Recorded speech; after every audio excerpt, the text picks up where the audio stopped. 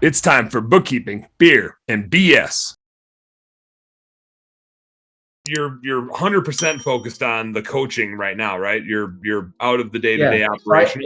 I sold my shares. We had 4 companies. I sold my shares of 2, and then we closed 2. Like the reinsurance company, the guy I sold my shares to for the plumbing company didn't want anything to do with the reinsurance company and jumped through all the hoops with the IRS and like tax lawyers, and like he's like, I don't want anything to do with that. So we just liquidated that. And the real estate company, we had Airbnb type properties in there. We had made pretty good money. We just sold those and closed that. So we liquidated those 2, and then the plumbing company I sold my shares of, and the building, the LLC that owns the building that company leases, I sold my shares of that. Did you just sell it back to your other partners? The building company I did. The plumbing company I sold to a guy that we'd all known each other for many years. He owns another company. It's very similar. Great guy, great fit for the culture, great fit for all that stuff. A little different perspective than mine, so it was like healthy for the company to learn a different take than just me. Yeah. In my style of how to do things, and he's a guy that my partners known and liked and trusted, and had known each other for a long time, and it was just a good fit. And it was one of those things where it just it all came together so easily. It just kind of felt like it was meant to be, honestly. Did you think? Because I always wonder. We grow these businesses, and everybody kind of has in their mind that someday they're going to sell their business and get a payday or whatever the case is. I always kind of think like, why wouldn't I just stay an owner of it, right? I could go own a lot of different things. I could invest in a lot of different things. Did you debate like, should I still be an owner but just be totally out of operations and just keep my shares, or was that like against your guys' operating agreement? No, I'm gonna try to clean my camera here. I'm not sure why it's all fuzzy. It zoomed different. I got a brand new camera. It's like glitching black on me every once in a while, which is the first time it's done that. Yeah. And every once in a while, I'm just like, man, I make a shitty Sasquatch. I just don't make a good Sasquatch. So the original plan was, so again, I'm working 3 days a week at this time. I'm working 3 days a week. I go to the office 3 days a week. Yeah, whatever. I had a pretty cake life. COVID happens. My wife gets laid off. Our youngest son graduates from high school that year. And by then, again, I had all this stuff developed, all this curriculum developed. Like it became clear that I really had a calling to do this. I talked to my partners about it. I told them I was writing the book. When I started writing the book, I like all this stuff was, I was like, I'm not gonna like tell our horror stories. With partnerships, ours was no different. Those relationships are very much like marriages, like except for the physical touch, like they're exactly like a marriage. There's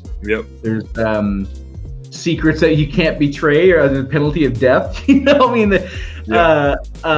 we were no different. We loved like brothers. We fought like brothers. But it was a great partnership, and I wouldn't do anything ever to betray that. They're awesome guys, and they're doing very well. And so the idea was, we had a nice house on an island in a lake. Again, we had a pretty great life, and so we said, well, let's move up our retirement plan. The weather sucks in Washington, the traffic sucks in the Seattle area. Like, we decided we're gonna retire to Arizona like everybody else, right? And so I was like, okay, well, let's sell our house and we'll buy a house in Arizona, and we'll spend 1 week a month there. And then next year we'll spend 2 weeks a month there. And then next year, 3 weeks a month. And then next year, the 4th year, I'll just be that guy you're talking about. I'll just be an absentee owner, just hammering paychecks every month. Like, don't call me if this place is on fire, and don't even call me then. Yeah. You'll be everybody will be well trained, and that was the idea for all 3 of us. Like, one of them wanted to move to Colorado, and this was the idea.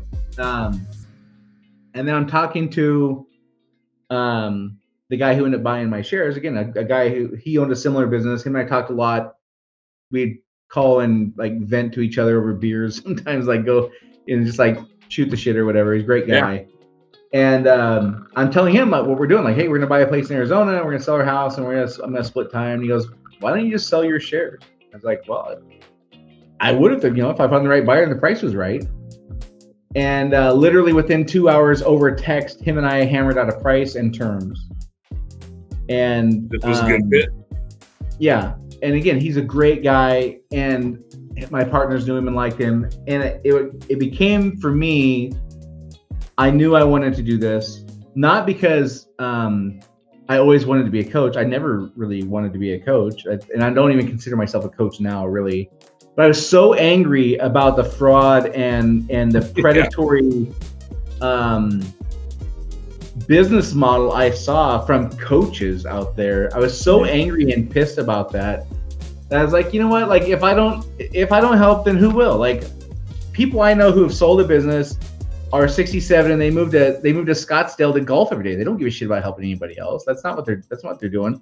Or there's people who started a business, it didn't really go anywhere, it folded, and now they're a business coach because they owned a business for 3 years. Or there's people who've never even done that. Like, there's not very many people who in their 40s who could have the energy and passion and desire to do this. Like, if not me, who? You know, I kind of feel like it wouldn't be fair for me to have benefited from this knowledge I was given by other people and just like let it end with me. And that didn't sit well with me.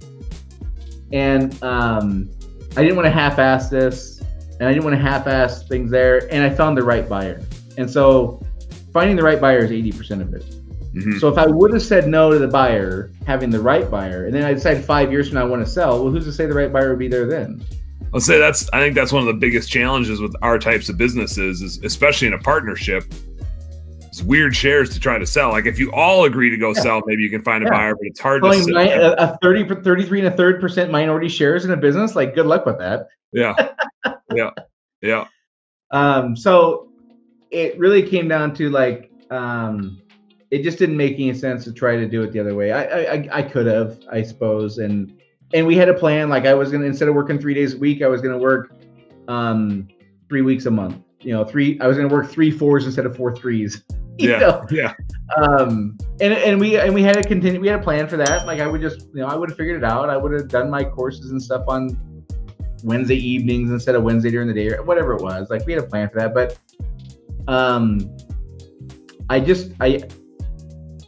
honestly, I was bored. That's really what it comes down to. I was bored, and I really just was not excited. I knew people were hurting, not like going out of business stuff. I knew people were hurting, having these struggles that are unnecessary, and it sucks to go through that and just not feel like you're making traction, and feel like you're on that hamster wheel, just like putting out fires every day and not really getting anywhere. That freaking sucks. Mm-hmm. And I want to help people through that. And so I don't know. I was just kind of driven to do it. I don't have a better answer than that.